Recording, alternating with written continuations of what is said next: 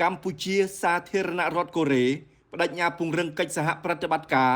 សម្ដៅបង្ការទប់ស្កាត់និងប្រយុទ្ធប្រឆាំងនឹងបទឧក្រិដ្ឋនានានៅវេលាព្រឹកថ្ងៃទី27ខែតុលាឆ្នាំ2025សម្ដេចមហាបវរធិបតីហ៊ុនម៉ាណែតនាយករដ្ឋមន្ត្រីនៃព្រះរាជាណាចក្រកម្ពុជានិងឯកឧត្តមលីជេមញុងប្រធានាធិបតីនៃសាធារណរដ្ឋកូរ៉េបានជួបពិភាក្សាការងារទ្វេភាគីក្នុងឱកាសនៃការអញ្ជើញចូលរួមកិច្ចប្រជុំកំពូលអាស៊ានលើកទី47និងកិច្ចប្រជុំកំពូលពាក់ព័ន្ធនៅទីក្រុងគូឡាឡំពួរប្រទេសម៉ាឡេស៊ីពីថ្ងៃទី25ដល់ថ្ងៃទី28ខែតុលាឆ្នាំ2025ក្នុងឱកាសនៃជំនួបសម្ដេចបវរធិបតីបានអបអរសាទរចំពោះឯកឧត្តមលីជេមញុងដែលបានក្លាយជាប្រធានាធិបតីនៃសាធារណរដ្ឋកូរ៉េសម្ដេចបវរធិបតីបានវាយតម្លៃខ្ពស់ចំពោះទំនាក់ទំនងកម្ពុជាសាធារណរដ្ឋកូរ៉េដែលត្រូវបានភ្ជាប់ឡើងវិញនៅឆ្នាំ1997និងត្រូវបានដំឡើងកម្រិតដល់ភាពជាដៃគូយុទ្ធសាស្ត្រនៅឆ្នាំ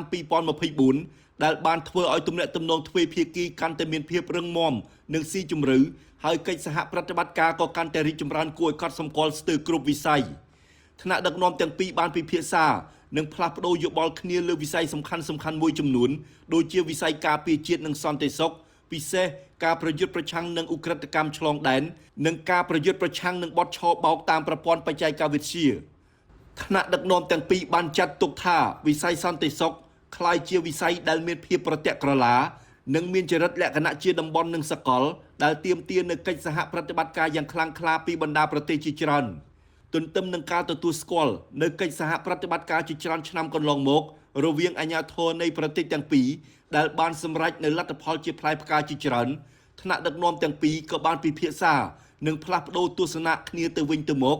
សម្ដៅធានាបាននូវសុខសុវត្ថិភាពដល់ប្រជាជននៃប្រទេសទាំងពីរជាពិសេសភ្ញៀវទេសចរវិនិយោគិនក៏ដូចជាសហគមន៍កម្ពុជាដែលកំពុងបម្រើការងារនិងស្នាក់នៅក្នុងប្រទេសកូរ៉េនិងសហគមន៍កូរ៉េដែលកំពុងបម្រើការងារនិងស្នាក់នៅក្នុងប្រទេសកម្ពុជាក្នុងន័យនេះកម្ពុជានិងសាធារណរដ្ឋកូរ៉េនឹងបន្តពង្រឹងកិច្ចសហប្រតិបត្តិការរួមគ្នាដើម្បីបង្ការទប់ស្កាត់និងប្រយុទ្ធប្រឆាំងនឹងបទឧក្រិដ្ឋនានាដែលពាក់ព័ន្ធជាមួយជនជាតិកូរ៉េនៅកម្ពុជាឲ្យកាន់តែមានប្រសិទ្ធភាពខ្ពស់សម្ដៅចូលរួមចំណែកថែរក្សាការពារសន្តិសុខសណ្ដាប់ធ្នាប់សាធារណៈនិងសុវត្ថិភាពសង្គម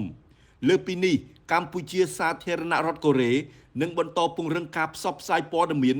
និងកិច្ចសហប្រតិបត្តិការឲ្យបានច្រើនធ្វើយ៉ាងណាបញ្ជៀសការភ័ន្តច្រឡំពីសំណាក់សាធារណជនដែលបង្កជាការព្រួយបារម្ភនានាពាក់ព័ន្ធនឹងសុវត្ថិភាពនៃការធ្វើដំណើរនិងការរស់នៅ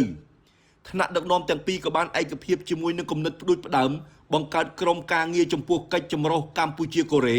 ក្នុងខែវិច្ឆិកាខាងមុខនេះដើម្បីបង្កើនកិច្ចសហប្រតិបត្តិការរវាងសមត្ថកិច្ចនៃប្រទេសទាំងពីរក្នុងការប្រយុទ្ធប្រឆាំងនឹងបទឧក្រិដ្ឋនានាដែលពាក់ព័ន្ធជាមួយជនជាតិកូរ៉េនៅកម្ពុជារួមទាំងការឆបោកតាមប្រព័ន្ធបច្ចេកវិទ្យាដោយផ្ដោតលើការផ្សព្វផ្សាយឲ្យបានទូលំទូលាយនៅព័ត៌មានអំពីលទ្ធផលវិជ្ជមាននៃកិច្ចសហប្រតិបត្តិការកម្ពុជាកូរ៉េសម្ដេចបវរធិបតីបានសង្កត់ធ្ងន់ថាការប្រយុទ្ធប្រឆាំងនឹងការឆបោកតាមប្រព័ន្ធបច្ចេកវិទ្យាគឺជាអាទិភាពរបស់រាជរដ្ឋាភិបាលតាំងពីអាណត្តិកន្លងទៅនិងបន្តរហូតមកដល់ពេលបច្ចុប្បន្នហើយកម្ពុជាជឿជាក់ថាកិច្ចសហប្រតិបត្តិការរវាងប្រទេសទាំងពីរនឹងផ្ដល់ជាកម្លាំងដ៏មុតស្រួចនិងមានប្រសិទ្ធភាពដែលនឹងធានាបាននូវសុវត្ថិភាពជូនប្រជាជននៃប្រទេសទាំងពីរ។